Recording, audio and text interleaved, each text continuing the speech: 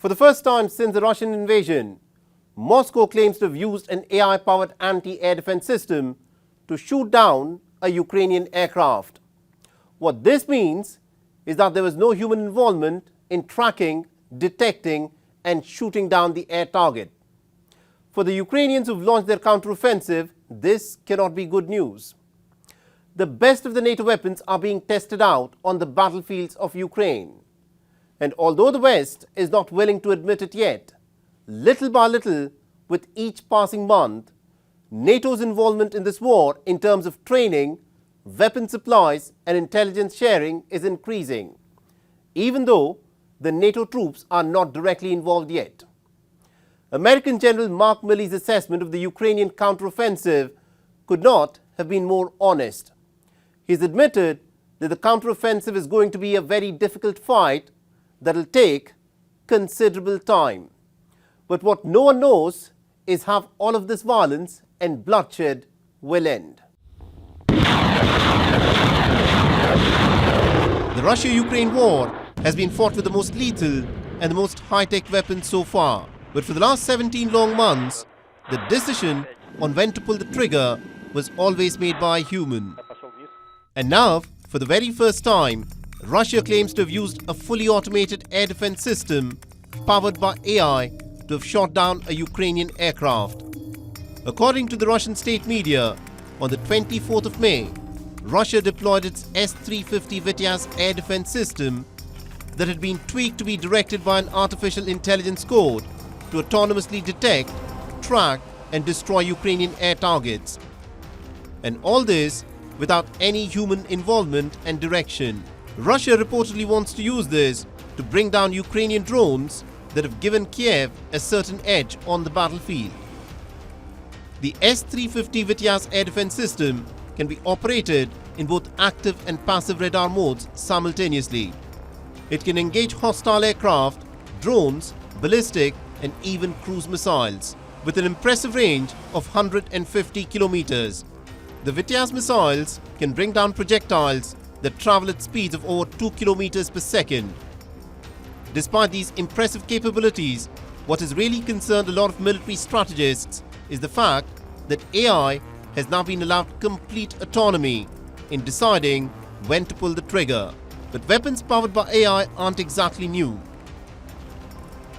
Last October, Israel had made headlines for installing an AI-powered gun at the Al Arub Palestinian refugee camp.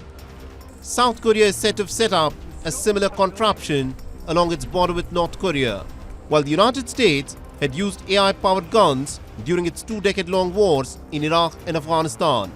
And now with the use of AI-powered weapons in the Russia-Ukraine war, no one can be certain on how many lives will be lost because of a piece of software that is deciding to now pull the trigger. But what is certain though is that defense manufacturers are expecting some pretty big-ticket orders worth billions of dollars in the next few months. The CEO of Rheinmetall, a German defense manufacturer, was candid enough to admit this. We expect many orders to be placed in the coming weeks and months. Many billions of euros to be placed also for Rheinmetall. We are on the right track.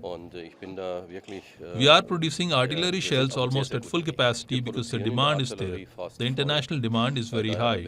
And as said before, we will boost our production from 450,000 to 600,000 rounds next year. We expect to work at full capacity next year. So the defense manufacturers who are working at full capacity this year also expect to work at full capacity next year. This must give you an indication of how long the Ukrainian counteroffensive is likely to drag on for. While defense manufacturers strike deals in air-conditioned offices, the soldiers on the battlefield are fighting a desperate war. As this bodycam footage of a Ukrainian soldier will show you, on the battlefield, death lurks at every corner.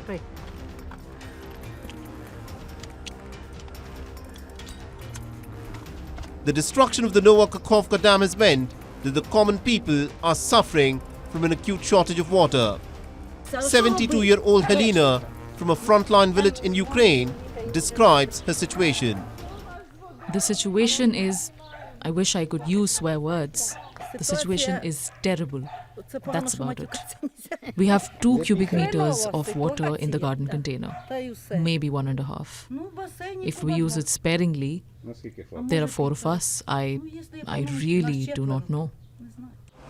Bakhmut, which before the war was a bustling city of over 70,000 people, has been reduced to an empty shell. But the fighting is still underway, and Ukraine is trying to claw its way back.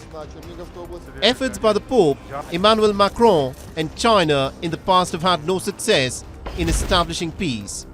And now, a peace delegation of the African nations is trying to broker a settlement. But we want to engage so that a peaceful solution is found. So we welcome President Zelensky's openness that there should be further engagements. And as African leaders, we stand ready and willing to have further engagements. Thank you very much. Will there be a negotiated settlement? And what exactly will be the shape of this negotiated settlement is hard to predict.